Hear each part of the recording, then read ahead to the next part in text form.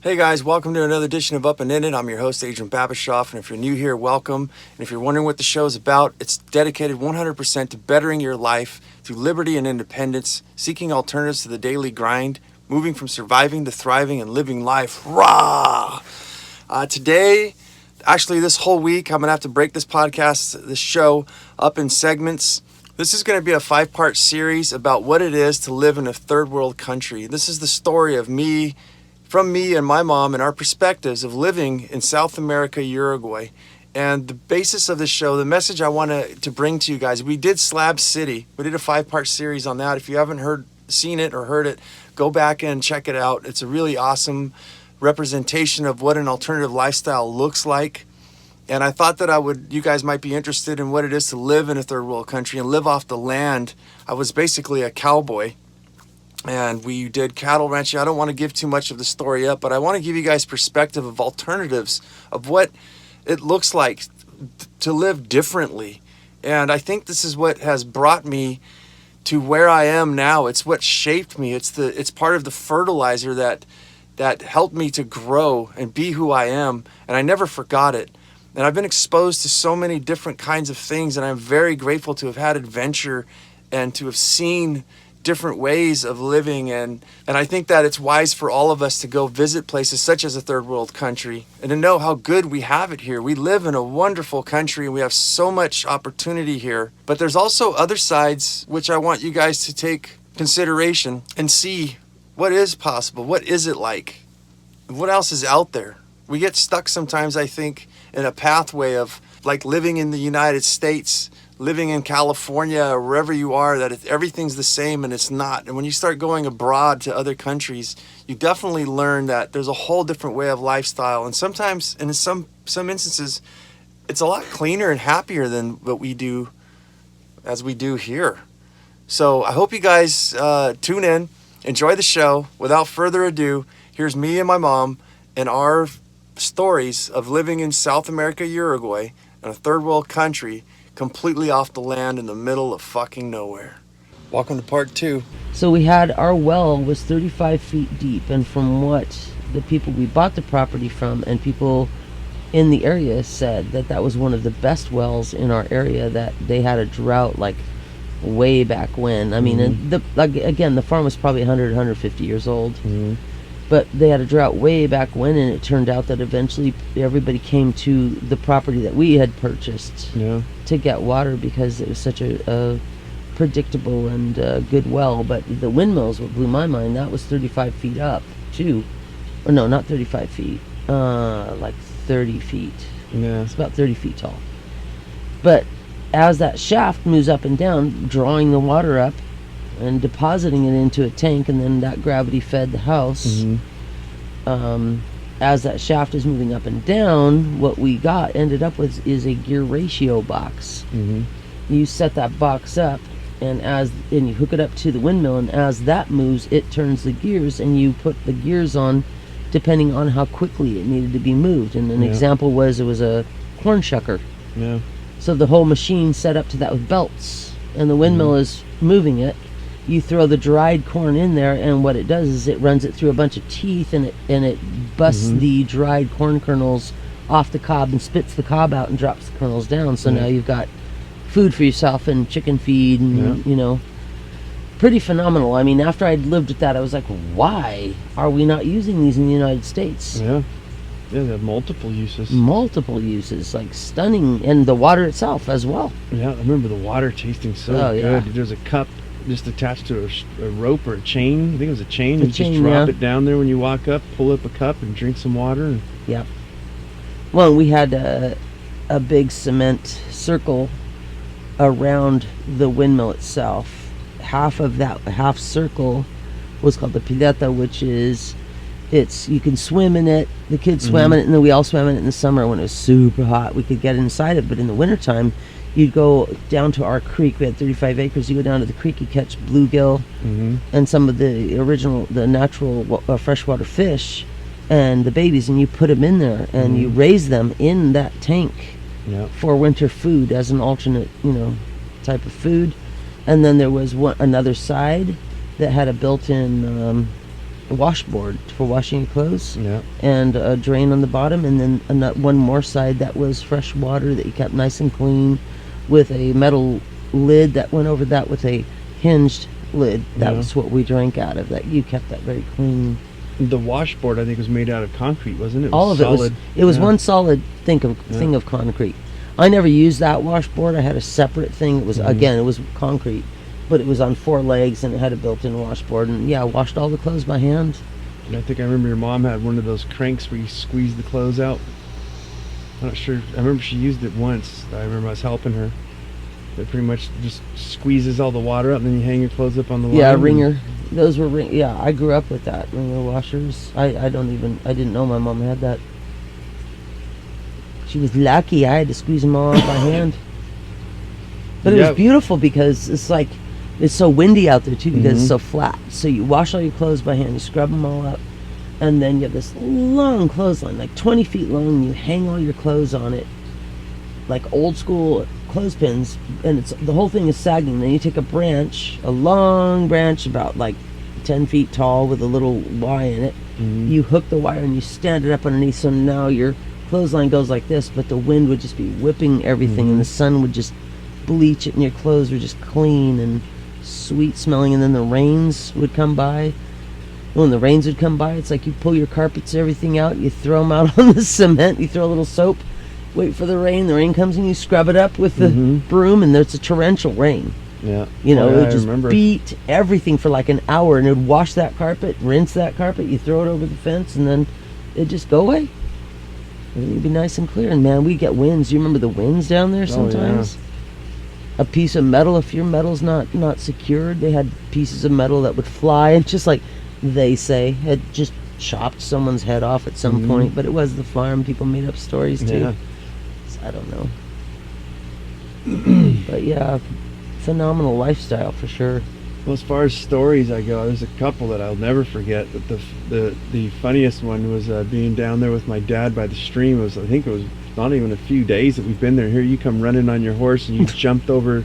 There was a mound, probably a good 4 or 5 feet high. You climbed that with her running on the horse, jumped over the entire 4 or 5 foot stream. I remember him looking like, holy fucking shit. And I was looking like, is that my mom? Fucking Indiana Jones, that shit. Yeah, well, I grew up on horses, so part of it was the horse too. She was a nut. Well, as far as okay. What about the fireflies? You remember the fireflies? Oh, fireflies, I know. Dude, you know what the greatest thing is? I had no idea there were fireflies there. Had never seen them in my life. Yeah. My first night there, we get to the farm, my mom and my dad's farm, your grandparents. We don't have our farm yet. We haven't even looked yet. We're staying at their place. They had gone down earlier and bought a farm. I'm sitting on a swing on a tree, and the sun is going down, and I'm just like, whew, God, I'm in a third world country. This is crazy, And then all of a sudden I was like, did I see a flicker? Like a light out of the corner of my eye? Like, what was that? All of a sudden, did I see another one? And then all of a sudden, ding, ding, ding, ding, and they all came out. I gotta tell you, being in love with fairies as I've been my entire life, that was pretty damn magical. We had 2 species. You had the one where their back of their butts lit up, then we had the black one that looked the like ones a beetle. with 2 headlights. Two little lights, yeah. Yeah, 2 They were headlights. green. Yeah. They were like light green. Yeah, it was pretty cool. I learned from the locals is you catch one, there's the males and the females. The males would blink, blink, blink, blink, blink, blink, blink. The females would blink, blink, blink. So if you catch the male and you hold it up during mating season, the females would go and they'd fly right up, and then you let the male go and grab the female, and then she'd blink, blink, blink, and then the males would come up. Fun on the farm, I guess. I don't know if you get bored. Remember the carpenter beetles too? They'd come in and start drilling holes through wood. Just remember, it's like they just. I don't remember them. Yeah. Carpenter ants I've had in Oregon, but I don't remember. They're beetles. They would just wedge themselves and carve through. Like, I mean, literally, you'd see sawdust coming out behind them, like they were carving the fucking wood. Yeah. I've seen carpenter bees do that as well here in California. I've seen the carpenter ants do that up in Oregon. But no, I don't remember those guys. How about those birds, the field birds that would fly straight at you, and they'd come flying right at you, and then they'd stop within just a few feet and then just fly back up, and they continually hit you Yeah. to try to trick you away from their ground nest. Yeah, those are horneros, and it wasn't a ground nest. They would make a ball of mud on a fence post. So you're talking below eye level. Mm-hmm. And it was cool because it spiraled inside. Yeah, it's like a conch shell. Yeah, it spiraled inside, and they'd have their baby in there. So when you're walking along or on your horse and you start to approach it, they would swoop at you to try to deter you from their nest. Yeah, man, there were, I love animals, but man, there were times when I was like, fucking kids, knock it off! Because they get really close. Oh, yeah. They I remember get they freaked really us out close, and the it- first time it happened. Yeah, they were irritating, It's like, I'm not going to touch your damn nest. I just have to go check some shit. Yeah, some fascinating creatures for sure. But yeah, on food, we took brains and tanned this, cured the cow skins. We kept everything. We utilized everything. You We ate I think you brains. did the brains, the eyeballs, the fucking tongue, the liver. I mean, we really went. You went down on that. Yeah, shit. we ate pretty much everything, but I was not. I made sure you guys knew the brains were actually really good. It was like a really high quality cottage cheese. I made ravioli out of those.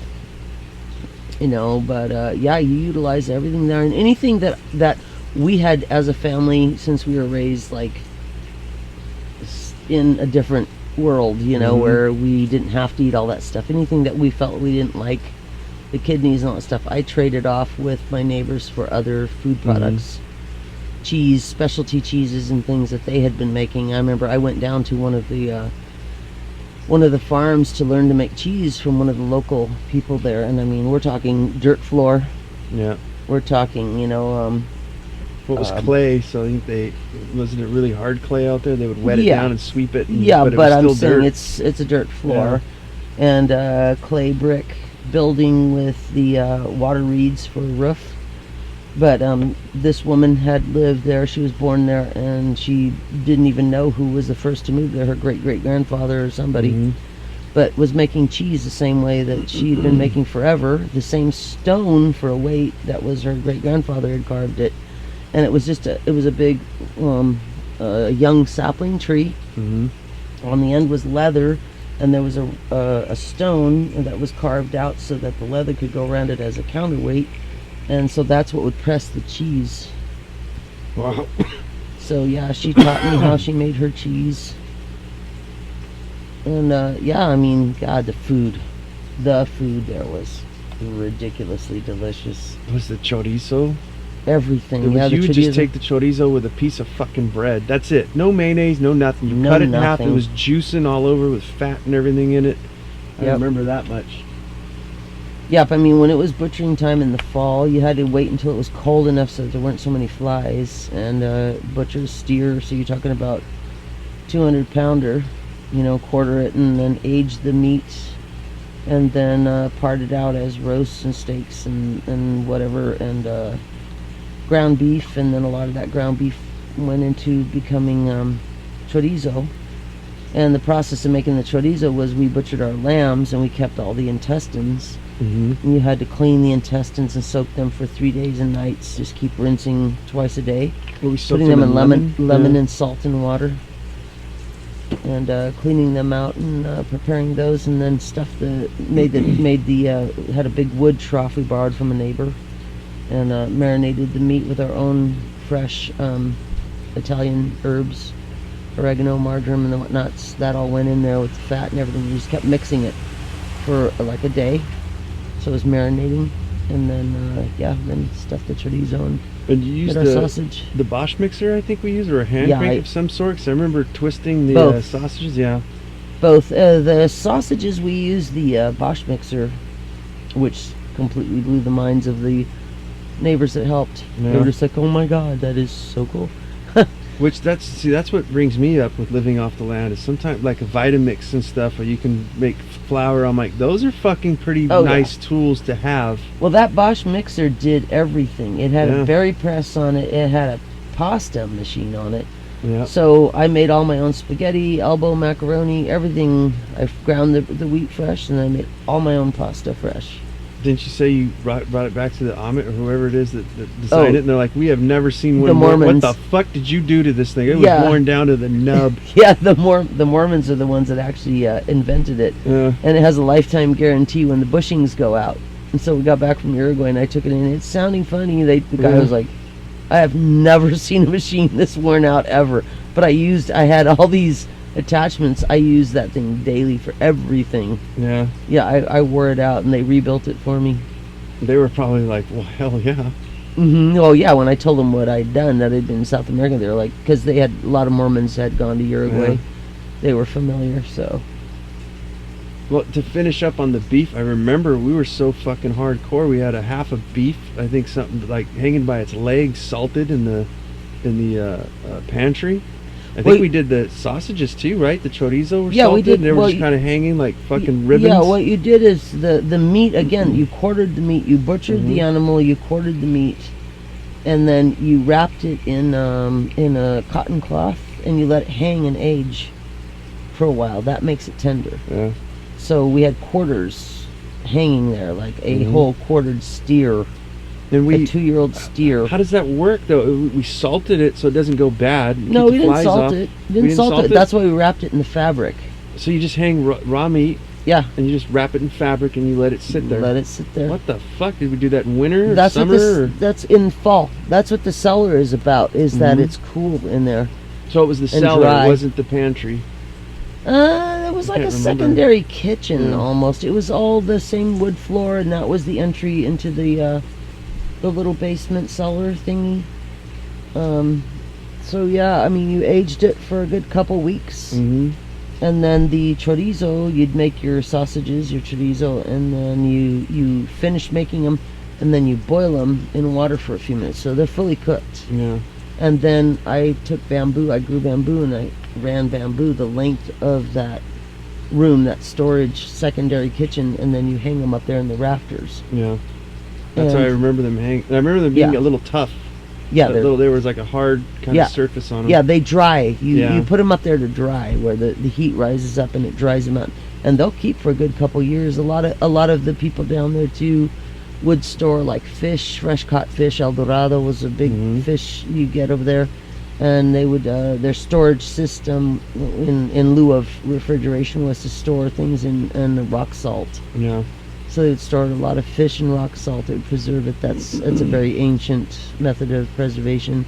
But also, we had a water tower, Mm-hmm. and then there's a room underneath, and that water being on top, the coolness of the water on top creates a semi-refrigeration system. So that's where you store all your stuff packed in salt, your cheese and Yeah. stuff like that. I remember the Eagles. It was a room. Basically, what you're explaining. I remember over there, it's the same we had. So it was basically like a small swimming pool above. Yes. Like a large, not a small. It was like It's huge. It's pretty big. Yeah. Yeah, your grandparents, Significant theirs, amount. it was their drinking water, so theirs was completely covered on top. Yeah. I went in there and cleaned it out for them and stuff, but it was huge. Yeah, it was a dairy. Your grandparents had the dairy as well. But yeah, so that you had that water storage area, and like we had the windmill to pump water to our water tank, whereas like my parents had an electric pump That's right. Yeah. with a float on it, so it was automatic and stuff like that, you know. So yeah, it's not like we didn't have electricity, but there were farms out there that were run completely on methane. They Yeah. would take the cow manure from the cows themselves and turn it into methane gas, and that would power the entire dairy. Their milking machines and the lights and all that sort of stuff. Oh my God! Remember when we switched from hand milking to machines? I remember I was like, "Oh hell, fucking yeah!" Which brings me again to technology. Where I'm like, that made a big fucking difference. Well, we also only started out with 16 cows when we first started, Yeah. which is still killed your arms twice a day. I remember we yeah. didn't we? I remember getting up at buck crack of dawn. The sun wasn't up. We'd go milk the cows. Yeah. And I'd ride my horse to school.